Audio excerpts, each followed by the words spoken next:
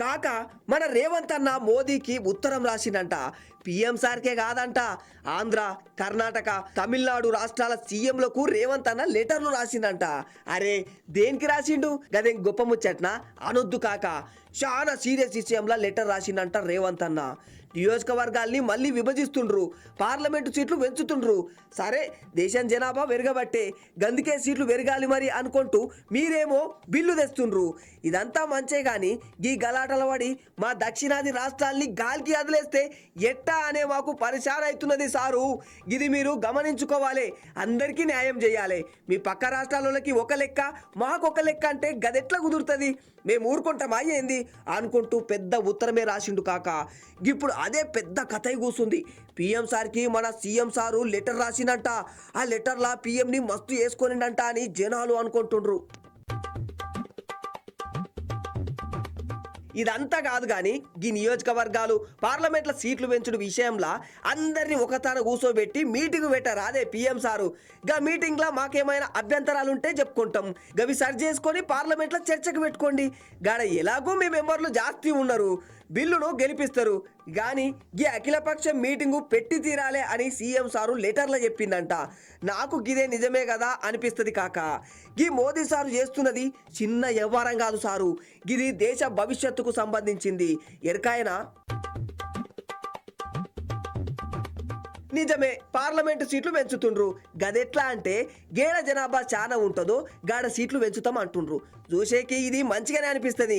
నిజమే కదా, జనాలు ఎక్కువ ఉంటే గడ సీట్లు పెరగాలి కదా అని ఎవరైనా అనుకుంటారు. కానీ గీడే అసలు కథ ఫరక్ పడుతుంది. దక్షిణాది రాష్ట్రాలు అంటే మేము ఉండే ఏరియాల్లో చాలా ఏళ్ల కిందట జనాభా నియంత్రణ కార్యక్రమం చాలా గట్టిగానే చేపిస్తుంది. ఇద్దరు లేదా ఒక్కరు చాలు అంటారు. ఇప్పుడు చూడు కథ ఎట్లయినది. తెలంగాణలో ఏపీలో జనాభా తగ్గినది. గందుకే ఏపీ సీఎం చంద్రబాబు జనాల్ని అరే ఏం కాదు మేము చూసుకుంటాం, మొదట మీరు మంచిగా బిడ్డల్ని కానండి, ఎంతమందిని వీలైతే గంతమందిని కానండి, ఇవాళ రేపు ఏపీలో జనాభా చాలా తగ్గుతున్నది, గిట్లే అయితే ముందు ముందు కష్టమవుతుంది అని పారేషాన్ అయ్యిండంట. తెలంగాణలో గింతకంటే ఎక్కువేం లేదు కాక, గీడ కూడా జనాభా తగ్గుతున్నది. ఈ మోదీ సారు జనాభా గేడ ఎక్కువ ఉంటే గాడ సీట్లు పెంచుతామంటే గది అన్యాయం చేసినట్లే కదా. ఉత్తరాది రాష్ట్రాల్లో తెలిసో తెలియకో పిల్లల్ని మస్తుగా అంటుండ్రు, గీడ మాత్రం అంతా కోత పెట్టిండ్రు. ఇప్పుడైతే ఇంకా అన్యాయం.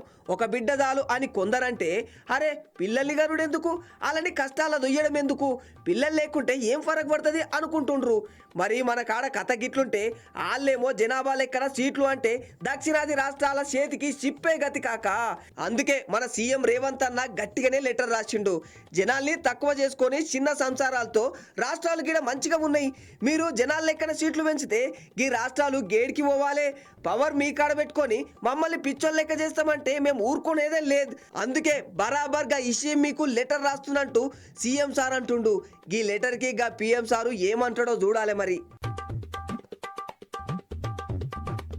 అరే వెనకట్లా మన ఇందిరమ్మ వాజ్పేయి సారు ఇట్లాంటి పెద్దోళ్ళు దేశం ఒక్కటిగా ఉండాలి, ఎలాంటి తేడా రావద్దు అనుకుంటూ అన్ని సమజ్ చేసుకొని ఈ సీట్లు తంటాకి రాకపోయిరి.